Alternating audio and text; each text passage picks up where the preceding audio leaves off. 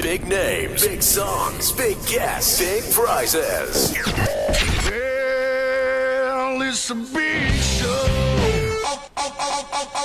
The Big Show. Put your hands together for the one and only Glenn, Angel, FD, and Sean. That's what I'm talking about. 1FM 91.3. Good times, greatest hits. Welcome to the Big Show. We are live on The Big Show and thebigshow.tv. Every Wednesday, it's a bigger show. It is. All right, and today we have two guests. We begin with the founder of Your Fitness Singapore, Deepa Primalani. Good morning, Deepa. Good morning, guys. Good morning. Good morning. Thank you so Morning, much. everyone. Thank you so much for joining us. I know you're an early riser because, I mean, you have to conduct classes, boot camps, and all that, right? So what time are you usually up?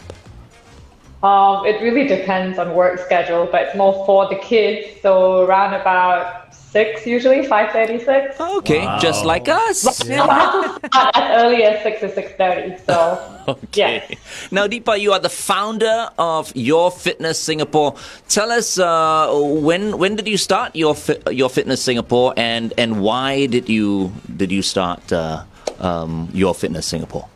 So I registered the company in 2013, May 1st, 2013 to be exact. And I was doing freelance before that from about 2011 end, after I kind of graduated from the fitness course. It was really a passion and just about myself. I was working out a lot before then and just totally enjoyed it. Lost about 8 to 10 kilos when I was in uni. And I think that was my motivation factor that got me going. And then my mom passed away in 2012 from a massive heart attack in April 2012 to be exact. And I think that was something that really brought me on that, you have to keep active. It's a massive part of your life. You have to keep moving. And that's really what I aim to bring about to my clients, to the company, to my coaches every day. If the client can't do much, they can't lift much, they can't run much, it doesn't matter. Just do what you can to help them move. The mobility factor has to be there. Right. Yeah. So it was right after my mom's thing where I felt like I should register the company. And when Your Fitness started, I was actually pregnant with Miran, my firstborn. Right. And I decided to register it when I was about 4 months pregnant. Oh, wow. Yeah, so it was in the midst of that. Miran's born in November 2013. So I knew I would need help when I popped, and I didn't want to leave my clients without a coach for that maternity period. Right. So that was when I decided that I should step forward, get the company going, came up with the name. Yeah, then I found coaches to take over me during maternity. And I bounced back 7 weeks after Miran was born. So Nicely done. happy about that, yeah. Amazing. I worked out for 39 and a half weeks and then had him at 41 and went on right after. Well, congratulations on having two beautiful children now. I mean, Miran Thank you very and much. Lara. Lara. Yeah. Well, speaking about bouncing back, you do pregnant and postnatal classes as well, right? Okay, so we're going to talk about that when we go back on Facebook, and we'll ask you that question. Meantime, here's Sure. Brian Adams. Do I have to say the words? On The Big Show, 1FM 91.3. We are speaking to Deepa Primalani, the founder of Your Fitness Singapore. Good morning. Very nice. Okay, Deepa, so training pregnant and postnatal clients, obviously you have to have special training for that, right? Definitely. My team and I are all certified for pre and postnatal. So that is actually a very big requirement that I have if you want to join the company as a coach. I've also kept the coach to all female coaches for now. Nice. So we're all mummies. So we all have kids. So we can totally relate to like a woman, when she's pregnant to the time she pops and after. So we focus on each client individually. Like what are the things that I need to be careful about, the precautions that we have to take prenatal wise, postnatal wise. We also get cues from the gynecologist. and if there's anything we need to be wary of in terms of programming. And I think it's very, very important to work out as long as you have clearance from your doctor prenatal, because it makes a lot of difference to your pregnancy and even to help you postnatally, both physically and mentally, I would say. So, Prima, are we saying that when you deal with pregnant women, it's almost a customized session that you do with them? It's customized All our programs are customized. All our personal training programs are customized. So are boot camps based on the clientele that we get that sign up for each session. So we would look at the clientele. I mean, we have a group of clients, it's a committee right now, and we know who signs up. So based on that, we would customize each program. But going into pregnant women or postnatal women, we definitely put in a bit more emphasis because of the requirements needed and the kind of strength training needed, the kind of cardiovascular needed, flexibility needed. Yeah. And to get them back, their core strength, get them back moving. So since you were saying that all your trainers are female, do you then predominantly have only female clients? No, we don't. Okay. We have a lot of wives that bring their husbands. That's where it started. That's how it starts. Exactly where it started. That's so cool. With a lot of women, but a lot of wives, they brought around their husbands, and then it's word of mouth where friends come on after that. But we have males a lot more for boot camps. Ah. Yeah. Okay. So a lot more for our group classes, which we do outdoors. How is this current situation that we're in now going to affect your boot camps, though? I'm taking it on a very positive note, I must say. I mean, for the fact that gyms, Pilates studios, yoga studios are closed. We actually had a lot of clients messaging us when this happened 2.5 weeks ago. Going like, can we sign on for boot camp? Can we come on? Because I think at that time, the restrictions were not heightened as well, right? We didn't have to wear masks for outdoor classes yet.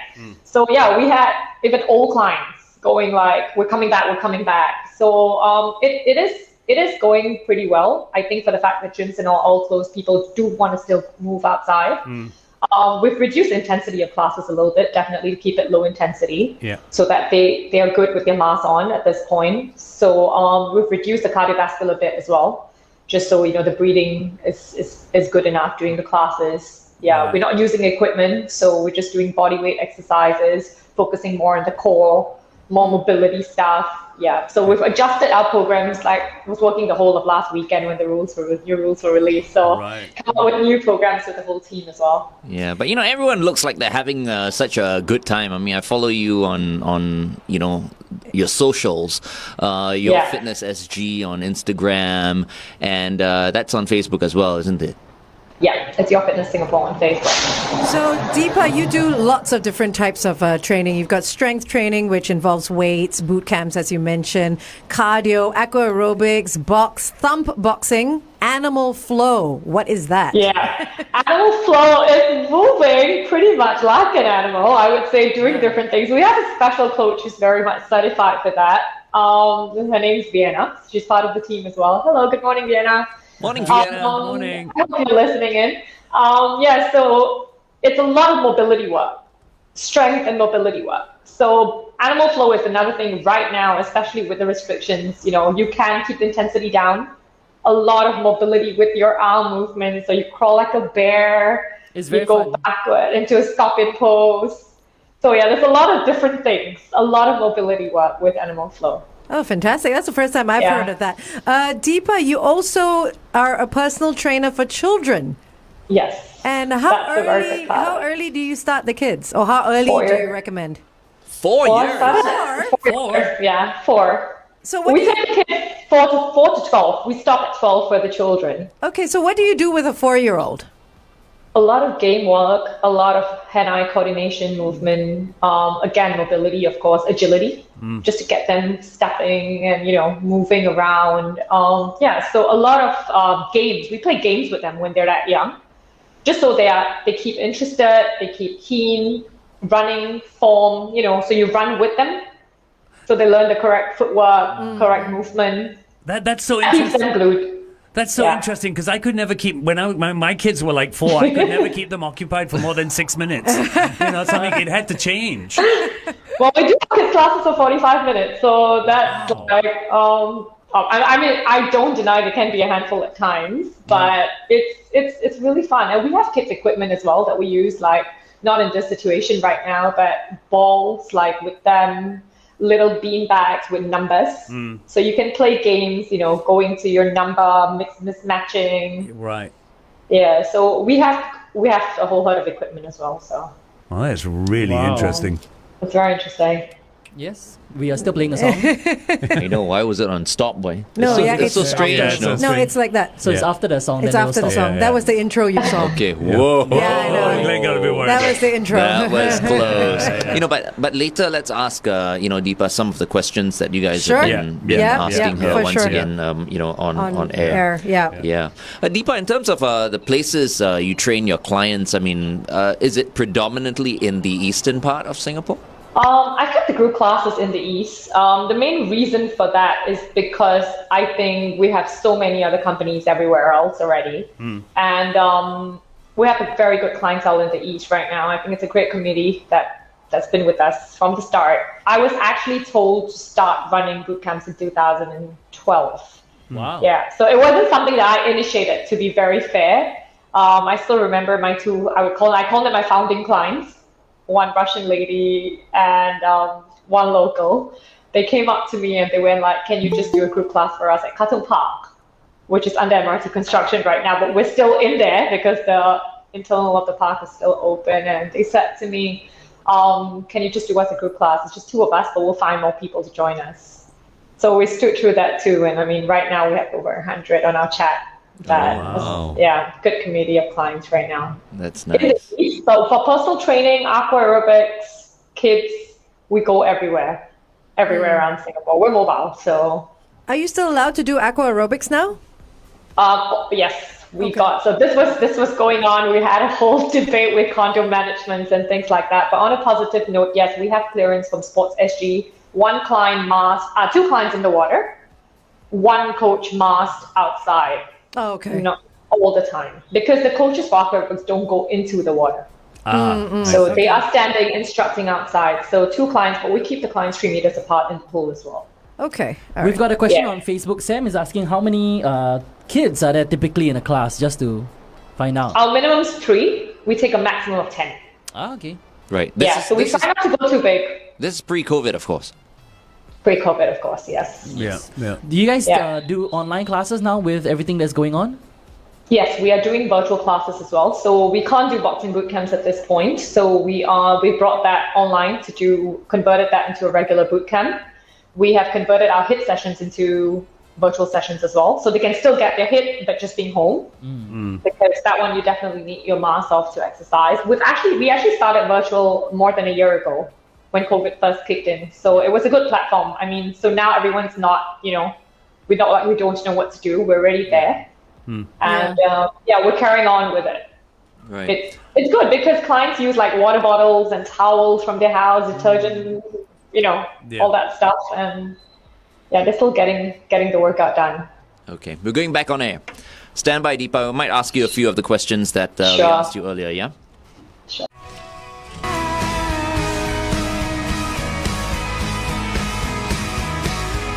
Lady A with Need You Now right here on The Big Show, 1FM 91.3. It's a lovely Wednesday evening, made even lovelier by the presence of Deepa Primalani right now on the show with us. And she, of course, is the founder of Your Fitness Singapore. Once again, good morning, Deepa.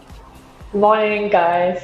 So Deepa, we're under Your Fitness Singapore. You do a ton of different types of fitness programs like strength training, boot camps, HIIT, cardio, aqua aerobics, boxing, thumb boxing, and animal flow. Now, this is the first time I've heard of animal flow. Can you tell me what that's about? Animal flow requires a lot of body weight. It's a body weight workout, basically. So it's mobility, a lot of movement, a lot of opening up of your joints and muscles. We have a special certified coach for that. Her name's Vienna. So Vienna's level 1 and level 2 certified for animal flow.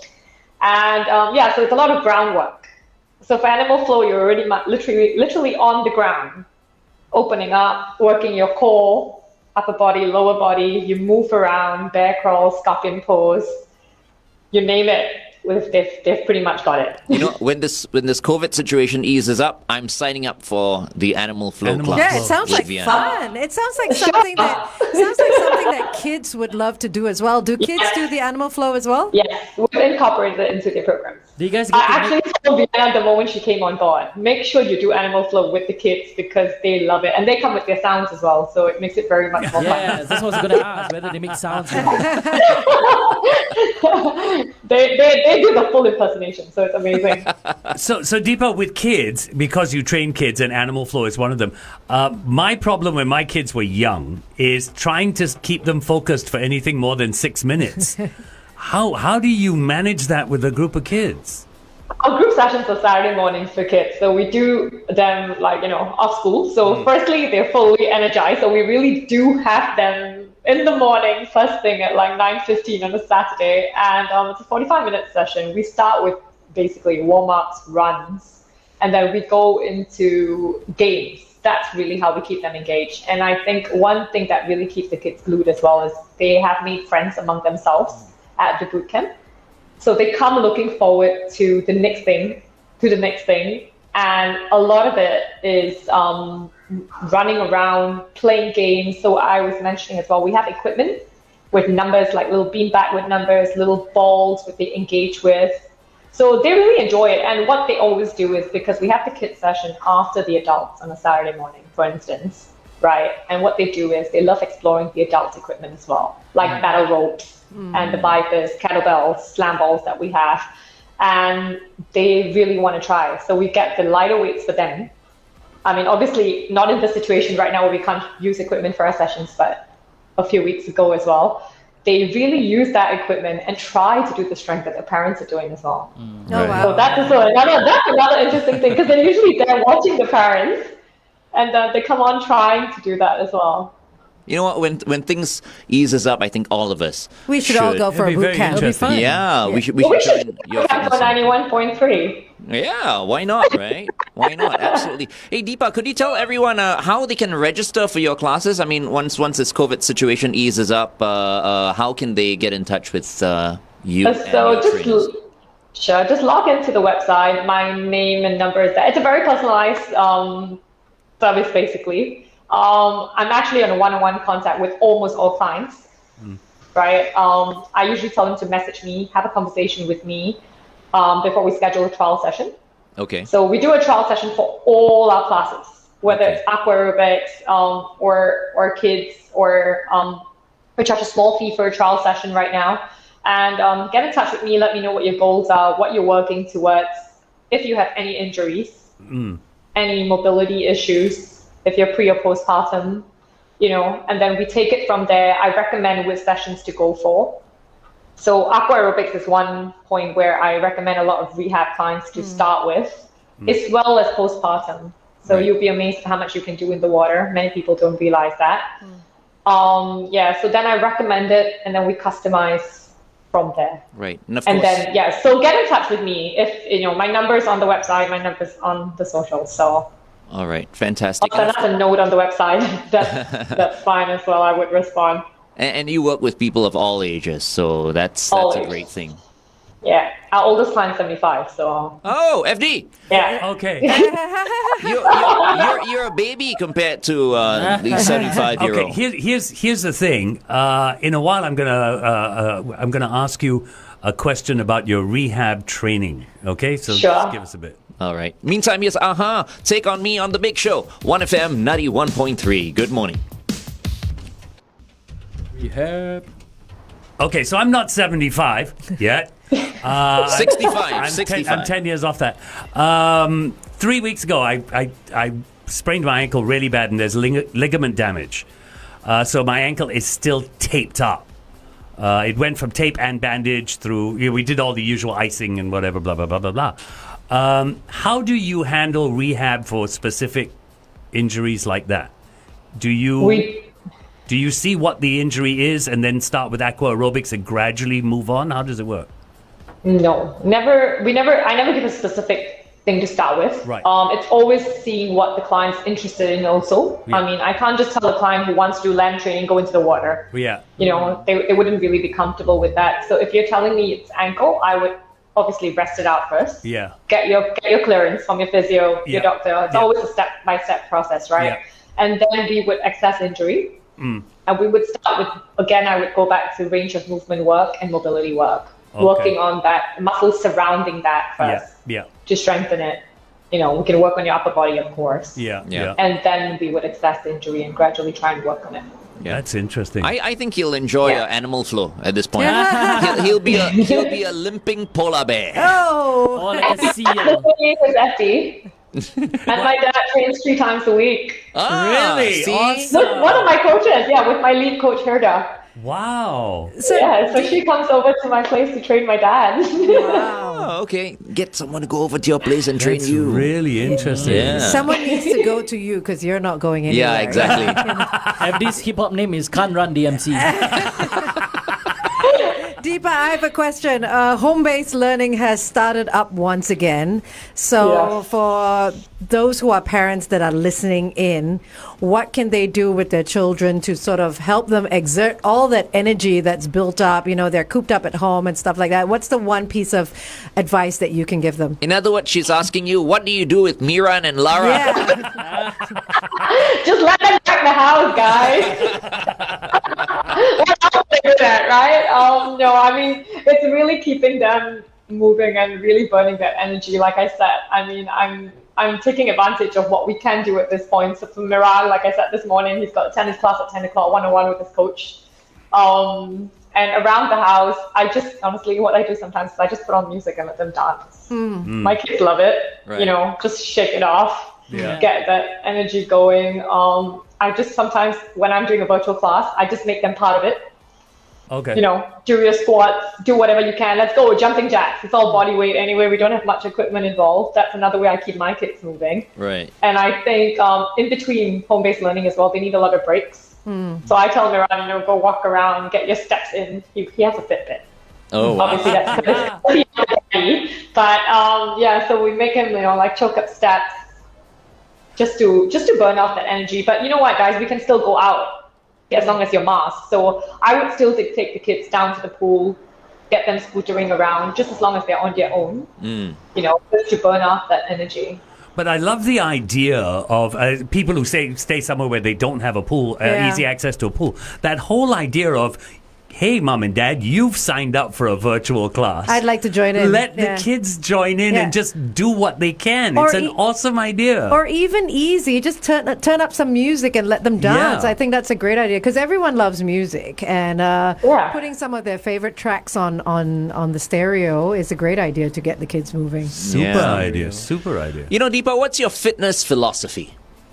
There you go. It's right behind me. I don't know if you can see it in the shed. Yeah. You can. End And of that's story. the end of the story. That's a good one. Yeah, you definitely can. You can do something. So do it. Just do it, guys. Like, walk if you can't do much. Move. Just move. That's really what I tell my clients. Just keep active and move. Yeah, I think So you can. too many people think too much. They feel like, I'm moving, but it's not a real workout, so I'm wasting my time. But that's, It's not that's true. not yeah. true, right? Any movement is good movement. Yeah. Every calorie Well, burn to be is fair, burn. I felt like that yesterday. I did a workout and I felt like I didn't get much out of it. I was just so many things going through the mind, and I came out of the workout feeling very dissatisfied. I was like, why did I do that? I didn't get much from it. But I was like, you know what? I moved for 25 minutes. Yeah. And I did what I could for 50 minutes. So it was good enough. I'll try again tomorrow. So it's really just getting yourself there, getting your mind to it. Yeah. And, it's just that little achievement that you get every day. And the hardest part really is getting started, isn't it? It's like yoga. Getting on the mat is the biggest decision, but once you're there, you just start to move, right? Definitely. That I would completely agree with. Do you feel like one of the major problems, one of the major stumbling blocks is that people are impatient? They want to see results almost immediately. We go through that every day, I would say, with clients. A lot of, I want to achieve this. I want to achieve this. I want to do this. When can I get here? When can I get to my goal? So it's really a matter of sitting them down. We do this during our trial sessions. So if you give me a call or one of my coaches a call, we sit down with you and we explain to you, this is what you want, this is where you want to get, this is what you have to do. So it's a lot of commitment as well, definitely. Obviously, food-wise as well, your nutrition, very, very important. Fitness doesn't come without nutrition. So that's something that plays a part. So we always tell the clients, give yourself that time. It's not going to happen overnight. One of my lead coaches always tells them, we don't have a magic wand. It's getting yourself, focused, and we're here to help you through the entire journey. So we do get clients messaging us going like, I couldn't do this today. What else do you suggest? And we would do that. We would recommend something else that they do. We would give them alternate suggestions if they're busy at work or if they can't fulfill a workout that they're supposed to do for that day to reach, their weekly goal. So we cater around their schedules as well. So you mentioned concentrating on the nutrition as well, and that was a question I was going to ask you. Do you have a nutrition in your stable of fitness trainers, or do you work with an external nutritionist? Yeah, so we work with a couple of nutritionists. If we feel the client needs it, I think when a client comes to you, they're very focused on fitness. But we always take them through the journey first. I go about 2-3 weeks into the program, and I always ask them to do their food logs. Key it into the apps, show us what you're eating. We're not certified. We don't have certified nutritionists in the company, but we work with a couple. And what we do is we tell them, let us see your food logs. Let's see how you're going with it. And then if we feel they really need help in that part.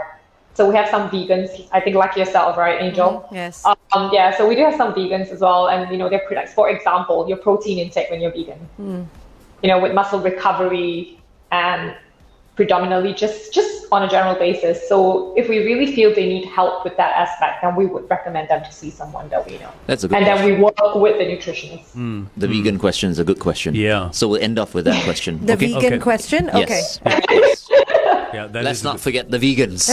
that is a very good question. That's what Angel is here for. Yes. That's all I'm here for. Okay, we're going to go for a traffic break, and then we'll come back, and Angel will ask you that question, and then we'll close. Yeah, then Darryl should be on by then already. Yeah. Okay. Okay. Hold on, Deepa. Stand by update.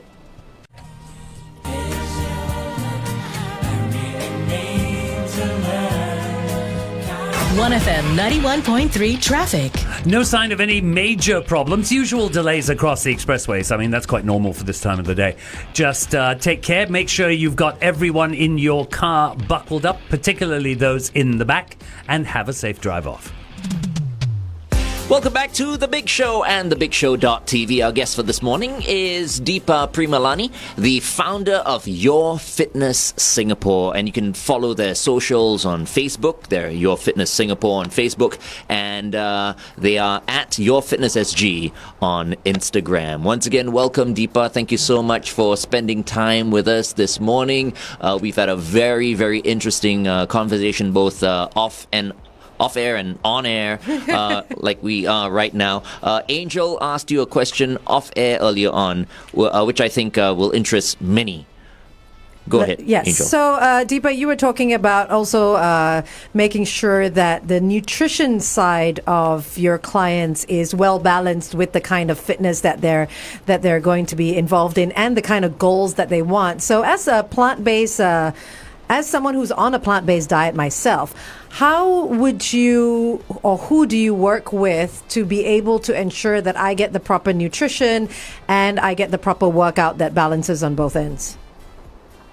I would always, like I always said, I would firstly look at the client. We would draw out, finding out details about the client at the trial session. And then from there, knowing that the client is vegan, we would get the client to do a food log for us, say for about a week, 2 weeks. Sometimes we drag it to 3 weeks if we see very good progress with the client in terms of balancing out their workouts with the nutrition. And from there, if we see the clients doing really well with their food, I mean, we've been for conferences, we've taken up nutrition courses on our own, but we haven't, none of the team members are certified with it. And I think our main aspect is focusing on fitness. So we rather let the professionals deal with the nutrition bit of each client. And if we feel a client needs nutrition help, to someone we're working with. And from there, we work hand in hand with the nutritionist to make sure the client hits their goals in terms both wise, fitness and nutrition. All right. Brilliant. Absolutely brilliant. Thank you so much, Deepa, for joining us this morning. It has been a pleasure. Okay. I think we lost Oops. her. Just in time. Just in time. Is she coming back? Is she coming back? Maybe not. Well, we have Darryl David with us right now. Hey, Darryl. How are you? Howdy, good morning. Hi, guys. Morning. As is always the case with these online things, I want to just check. Can you guys see me and can you guys hear me okay? Yes, we can. We No, can see where are you, and hear. David? Wait. Mr. Well, David, where are you? I just want to say that in case I was I didn't know which station I happened to tune into. It's quite clear. It's 913. Oh, it's everywhere. Can see it. Are you sure you don't have enough logos up there? I think we need a few more. We're thinking of redoing the back. What do you think? Add a Yeah, couple more? maybe just a few more logos. It'd be nice. That'd be nice, yeah. There's still some black we can see. If you're just tuning in, welcome to The Big Show. We are live on The Big Show and thebigshow.tv. Our second guest for this morning is a good friend of ours. I personally have known Darryl for Long time. many, many years. Yeah, more than 20 years, man. My Gosh. goodness. Yeah. We are going back in time, all right, in just a while. But for those of you who don't know, Darryl is no longer, in the media. Mm-hmm. All right, he is. Okay. So Darryl was an educator. I think still is. In Yeah, many I ways. still work in education. That's right. I still do. Yeah, and has gone into politics as well. So it's going to be a very, very interesting half an hour with Darryl. Are you nervous? Well, I mean, with you, Glenn, I'm always nervous. Some of the adventures that I know that he's gotten into. But no. I mean, look, I'm really happy to be here because, as you said, we go back like a long way. I mean, long way, right? And even with FD and Angel as well, we've either worked together or we've so many common friends in the media industry. So really happy to be on board and happy to take this chat wherever it goes. You know what? Your media training is all culminating into this Yes, one it day. is. Okay, we are with Darryl David right here on The Big Show. Up next, Vanilla Ice. Here's Ice Ice Baby on 1FM 91.3. Good morning. Darryl, it's so funny. The minute your face came up on the screen, the comments came in, the Pyramid Game! The scary thing about this song is that somehow deep in the recesses of my memory, I can actually rap the words. Oh, you have to do it. You have to I'm do not it. going to do it now. Yeah. Did you stop? No, I just drove by. Oh, Wait, my goodness. but just for the record, Yeah. your career in the media started at the Singapore Broadcasting Corporation, right? That's right. I mean, it was sport, actually. I mean, I was always a huge sport. Well, I used to play a lot of sport. I mean, Glenn and I, we've actually had a few football games together, actually. And then from there, it was getting involved in sports broadcasting, and that's how it started, really, from sports broadcasting. And I'm still a huge sports fan today. Sunday mornings. Yeah. World of Sport. mornings. Yeah, that's right. SBC. SBC. Yeah, back in the day. goodness, I mean, everybody watched that because, there weren't any live streaming or live games then. You had one game perhaps that you showed from the night before. Yeah. And then, so if you're a football fan, that's the only fix you're going to get, man. Those were the days, Darryl, when you all used to host shows and you would sit behind a desk, right? Correct. Now, here's the question that everybody has asked. Were you all only dressed from the top up and the rest were shorts and slippers? Okay, so honestly, not always, but there have been times where, because of you're rushing from one event to another or from one thing to another, there have been times where we're not fully dressed in a suit or an outfit. So I have done my fair share of shows dressed appropriately from the waist up, and perhaps not so appropriately from the waist down. Don't ask me what I was wearing, but I was dressed. I mean, definitely I was dressed. So it's like business on top and party down below? Yeah, okay. If you define party that way. And what was it called on Sundays? Was it at one point Ovaltine World of Sports? Yeah. It was called Ovaltine Wide World of Sports, then it was called World of Sport. Yeah. And then I suppose once you had live football coming in and you had sports from other channels coming in, things evolved, right? And you just didn't have them anymore.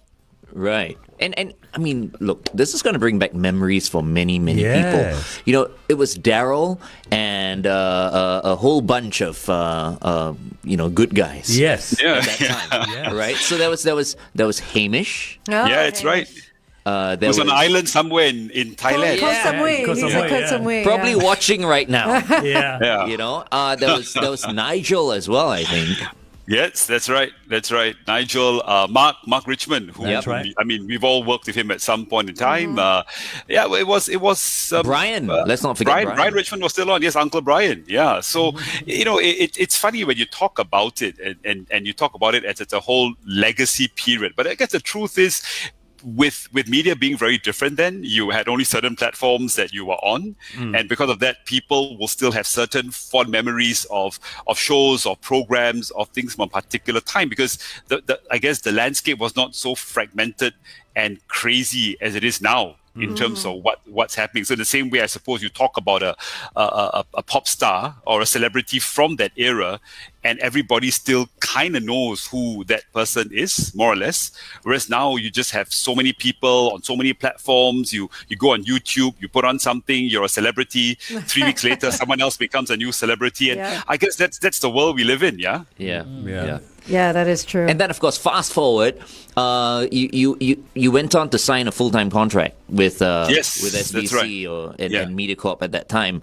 I think it was let me see, there was RCS and there was TCS.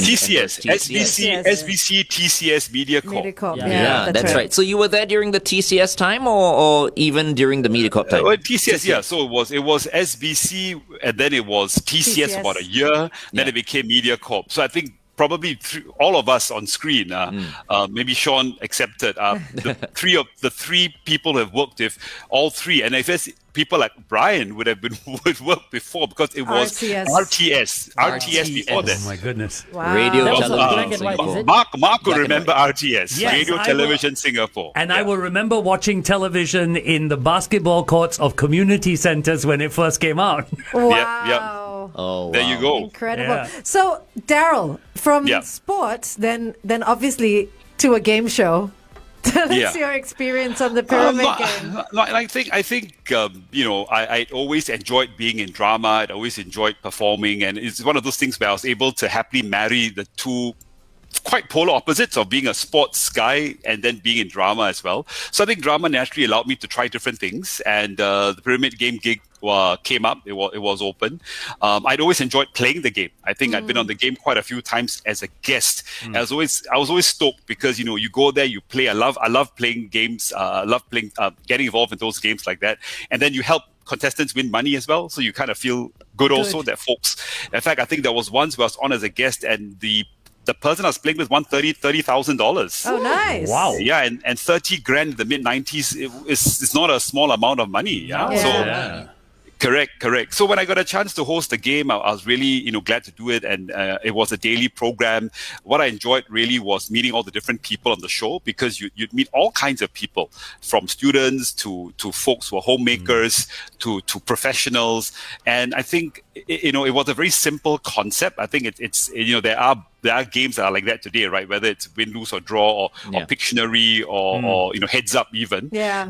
So I once played a game of heads up with my kids, and they were like, "Oh, this is so fun." I said, "Yeah, I used to do a show like this a long time ago, right? Where you try to describe a word without actually saying it." And what I realized also was there was some, I know you might laugh, educational value to it, because you actually had to think about creative ways of using the English language to explain a particular word without actually saying the word. So you get thinking up here as well, right? So it was a blast, Yeah, it's not easy. Which is not. I mean, like you said, you're using we were using it more then than we're using it now, because everything is just so instantaneous, right? Yeah. Correct. With things like spell check and predictive text and all that, you don't really think about what you need to say. It just says customize it for you. Yeah, I don't think ever. You see, yeah. There you go. Point have to. proven. I just wonder, Daryl, games like that in today's society, do you think they would work if they were brought back? I think the concept would definitely work. The fundamental concept of learning how to, or rather using language, for example, of working your brain, of stimulating your brain would certainly work. Of course, the platform that you put it on, I mean, that will be very different. So it's about the medium, not so much the content. So I think for sure, games like that would work. It's just a question of, I guess, how you put it across to the people, or rather the ones who are the audience, the people who are participating in the game. Yeah. All right, Daryl, we're going to go for a traffic break, and when we come back, we'll talk a little bit more about the pyramid game. Okay. Yeah. All right. Cool. We give away a phone first, then we do. Oh yeah, we're giving away a phone. So Okay, traffic, hold on. stand by first. Yes. 1FM 91.3 traffic. It's been a good morning so far. No sign of any major problems on the roads, and that's really good news. Super. At this time. So just the usual delays across the expressways. Please stay within the speed limit. Make sure you've got everyone in the car buckled up. Be safe as you drive today. Good morning, Singapore. Welcome back to The Big Show. We are so happy to have a good friend of ours on the show this morning, Mr. Darryl David. Thank you very much, Daryl, for being on the show once again. All right, well, we're welcome, Glenn. Thank you so much for having me. I just realized that we just carried on chatting on the Facebook live stream, but now we're live on air in terms of folks in the car can hear us now. Yes. Many people are tuned into both, Facebook as well as radio, but there's some people who are tuned in exclusively on the radio, and so we're definitely going to be talking a little bit more about what we were talking about off air. Yes. All right, because it's really, really interesting. Sure. But for now, let us give away another phone. At this time every day for this whole week, we're giving away a phone sponsored by Kiosia, and this is, of course, part of our contest with SimLim Square. All right, so here's once again a contest brought to you by SimLim Square, Singapore's largest IT and electronics shopping mall, in joint partnership with SimLim Square IT Digital Chamber of Commerce. We asked you to WhatsApp us at 88550913 to share your happy memories and wonderful shopping experiences in SimLim Square. All right, so who's the winner for this morning? Okay, first let me read the happy memory, and this is something I think we can all relate to. This person wants to share that back in those days, when we all went to SimLim Square to buy computer parts, and building your own computer was a thing. Yeah. Back in the day. It wasn't a thing. Wasn't a thing with me. Maybe not. Glenn, you lived a very different life. Anyway, this particular person enjoyed hunting and was very excited to hunt for the different computer parts from the various shops in SimLim, and more so if you could get those parts at a great bargain. And those were the times when friendships with his friends were forged, hunting for parts like they were on a mission to buy computer parts to save the world.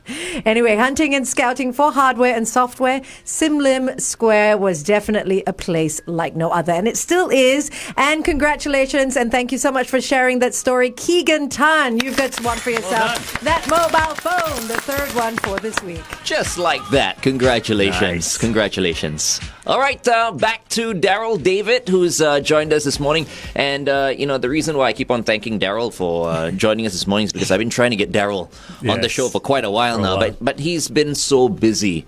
Now, let us not forget that, apart from the grassroots work that Darryl does, he's also still an educator, as I mentioned early on. You were the Deputy Director of the School of Design at Temasek Polytechnic, right? That's right. Before you joined SGI International. International, that's right. Right. You're currently there right now. Yes, I am.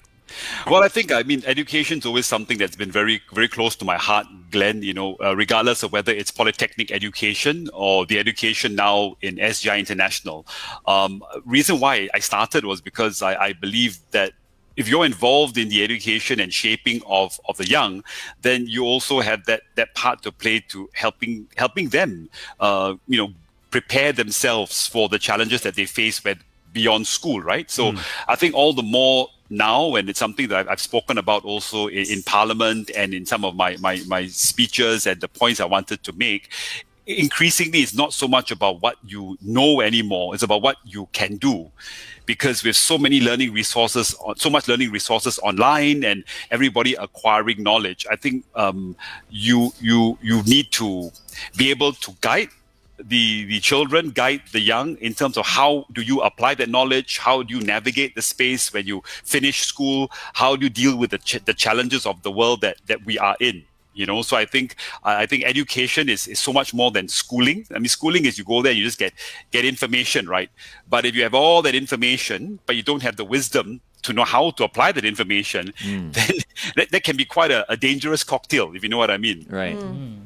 Yeah, absolutely. Daryl, before your life as an MP and also as an educator, you also had a life as a media personality. Yeah, and you went from hosting sports shows to hosting game shows, and in particular, the Pyramid Game. That's right. We were talking about it on Facebook on thebigshow.tv. Tell us a little bit more about what that was like, and what sort of lessons or experience that you went through being that host and being a guest as well?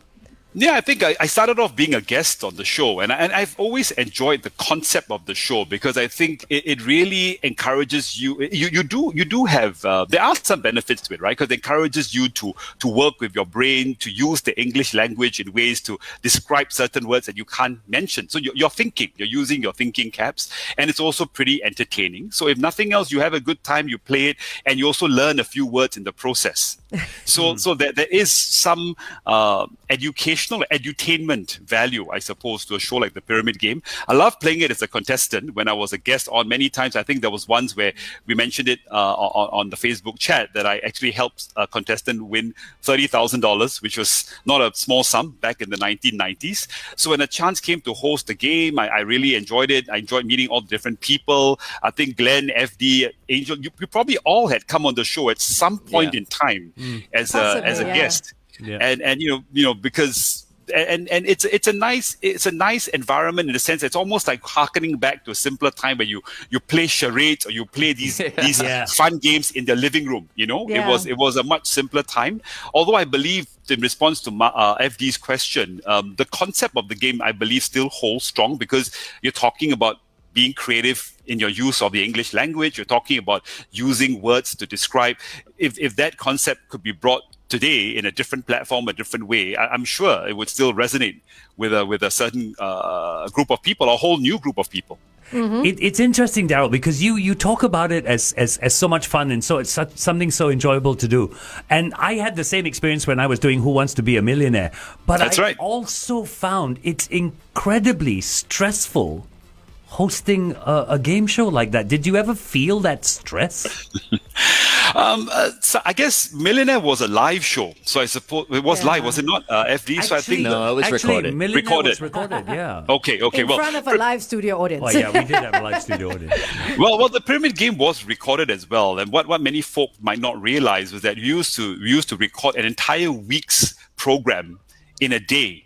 So we'd start off at 2 p.m. in the day, and we do Monday's program. I would then record 1 hour later, go change, because a half-hour program takes you about an hour to record. You guys know this, right? I go change, I come back, we do Tuesday. Then I go change, I come back, we do Wednesday. And we would do, say, maybe start at 2 o'clock in the afternoon and finish at about, if we're lucky, 9, 10 o'clock at night. Wow. And then to maximize the use of the studio, because you set up, there's no virtual studios, right? It's a real studio, no green screen. We would do an entire season back to back. So you do 13 days of non-stop recordings of 5 episodes per day from 2 p.m. to 10 p.m. So that's 65 episodes in the bag. Oh my goodness. Wow. So a question, you did a whole week in one day, correct? Yeah. Did the audience ever change? Of course, yeah. We would change the audience. We would rotate the audience in. I'd have to change my clothes and so on. The guests would change. But I think what that taught me, FD, you're right. It was. I mean, it is stressful because you have to remember that for you, it may be day 5 of a 13-day recording, and it's program number 36 or 37. Yeah. But every time people are watching, it's the first program that they watched. Yeah. So I guess what it taught me was, resilience. It taught me endurance. It taught me to make sure that, and these skills serve me now because, just like when you meet a resident sometimes for a conversation, he or she may be the 17th person you're seeing that evening, Right. but for them, you're the first Yes. person they're talking to. Yes. So I think when you remember these things and then you think about, okay, pick it up, chin up, smile, go out there, deliver. I think that's the lessons that I learned from working under those conditions and that circumstance. This is media training for you. It is, because you're saying that you may Absolutely. be saying the same thing over and over again, but it has to be the first time that person is listening to it, right? Correct. Yeah. No, absolutely. Daryl, I just want to say that, as much as this guy was not a bad host on Who Wants to Be a Millionaire, I thought you would He have was been... pretty good. I liked watching FD, Yeah, man. so did I. I thought you would have been a great host for Who Wants to Be a Millionaire as well. You would have as well, yes. A lot of us did discuss what happens if I fell ill, what happens if I couldn't do a recording, and Daryl's name came up many times. Right. Yeah. Many times. Actually, good. actually, I have information as to who FD was up with because it came down to two people to host Who Wants to Be a Millionaire. Okay, even I don't know this. He has okay, no even idea. I don't know. But this. you know me, I always talk to the bosses and all You that. always so, do, yes. So yeah, it came down to two. Are you serious? You I don't know? have no idea. You don't know who? No. Okay, if it wasn't you, are we on Facebook Live? No, or we're are we on air. So should I mention it Yes, now? do Yes, it do right it, now. do it, I want to Glenn, do know. it. Do you know this, Daryl? No, you No, don't. no. It wasn't me. I can Okay. tell you it wasn't me. So it was between the Flying Dutchman and Hamish Brown. Oh, okay. If it wasn't FD, it would have been Brown. I've got to say, I'm extremely honored to have got it because I have a lot of respect Hamish for would have been Brown. great. Yeah, as well, yeah. yes. A lot of respect for Hamish Brown. And I think I know why he didn't get it. He was working on a rival radio station at that time. not at MediaCorp. As simple as that. Well, to be fair, I could see how either one of them would have done a great job. And I've had the privilege of working with both of them, both FD and Hamish, as I have worked with all of you guys. And, and that's the thing, isn't it? Everyone, and I mean no disrespect to the folk who are on air today, but I think sometimes because it was such a long journey to get to where we were on camera, for what we used to do, right? From the small gigs, the mobile DJ gigs, the gigs that paid you a couple of $100 and you had to carry the equipment yourself, do the setup, do the gig, keep the equipment. I think because we did it that way, by the time we got to where we were, everybody had honed their craft, and more importantly, everybody had a work ethic that was of a certain level. So, when you worked with someone, a fellow professional, it was just great working with the pro, and that was a great feeling. Right. We are talking to Darryl David right here on thebigshow.tv. Back to the big show. Here's Sheryl Crow with Soak Up the Sun. 1FM 91.3, good times, greatest hits. Good morning. Very, very interesting, Darryl. Yeah. Earlier, we gave away a prize to Keegan Tan. Uh-huh. He won himself a phone. Yes. Keegan was on the Pyramid Game with Darryl. Oh! Really? Yes. Wow. Wow. Did he win Can you anything? remember? I wonder what year. What I year? don't know. Does he know what said, year? He said he walked away with $500. That's all right. It's not too bad. That's Yeah, not 500 too bad bucks. for 500 half an bucks hour's back in work. the day. Yeah. Wow, $500, a mobile phone. What else have you won, Keegan? And Darryl, our intern, Anjali, who's not here today, she says that her You have an parents... intern called Anjali. Anjali, Yeah, yes. Anjali. Is it a mandatory that everyone who wants to intern there has to have Yes. the name of one of? Oh, I see. Okay. Yes. Okay. Yes, the next one will be Glenn Jr. Okay. Just checking. So Anjali's parents, they were on the Pyramid Game with you. Yeah. Yeah. And, Wow. and they won quite a bit of Apparently, money. they won quite a lot of Yeah. money. Yeah. Yeah. Wow. Okay. That's amazing. I mean, because you think about it, I once thought about the number of programs that I did because it was a weekly program. It could have been easily 800, close to 1,000, possibly. Because Episodes. yeah, because if you talk about a week, it's 5 programs It's a daily program, week. right, yeah. It's 20 programs a month. If you do it for a year, you're talking about, I guess, a few hundred programs a year. Yeah. And how Yeah. many seasons? Sorry, did you do it for? I think 3 or 4 years, if 3 or not 4 years. mistaken. So let's say It was 4 Sam, years. it was Ben. Yeah. And people just couldn't get enough of the Pyramid Game, Yeah. quite No. frankly. I Yeah. mean, I was glued I was as well. to I the loved TV it. set Yeah. every evening. Yeah. Yeah. What was fascinating was that we had, because on 6:30 p.m. it was the news on Channel 8. So you had a fair amount of even Chinese Channel 8, Chinese-speaking audiences watching it as well. And because, sometimes they switch over, right? They want more entertainment or something. So I think it was just also that, plus the fact that we had no cable, wasn't big yet, internet wasn't around, you only had 3 TV stations. So the audience was huge. Yeah. But the money helped, the prize money helped. Yeah, prize money helped. Do you hear that, Sean? 3 TV channels. That's all we had. Yeah. 3 TV channels. What a time to be alive. Thank God I wasn't. No, but I grew up watching like Wheel of Fortune, the Pyramid Game, Win, Lose or Draw, these kind of games. And just now we were talking about like bringing them back for today's audience. I appreciate the game dynamics, but I think it needs a little bit more spice. There needs to be an element of danger a bit. Like if you lose, then you fall into a pool of sharks, that kind of thing. There. See, this is Mr. Fear Factor. There you go. Yeah, no, to make it interesting for people playing, like you have to play Heads Up or the Pyramid Game. It's true though. While other people throw water bombs at you. No, it is true because people nowadays, they want drama. Yeah. They cannot just sit there and simply watch you Medics must solve be on a standby. puzzle. What you just described, Sean, was the Nickelodeon channel. Yes, and they did so Play well. the pyramid game and get people to throw stuff at you. I mean, come perfect, We want to see aunties fall down and all this kind of thing. What? Yeah. Aunties fall just throw down. it at him. Thank you. Then I will watch lah. You Throw more see, things. Daryl. I mean, when Ong Yi Kang was on the show the other day, I told him, I said, "Sir,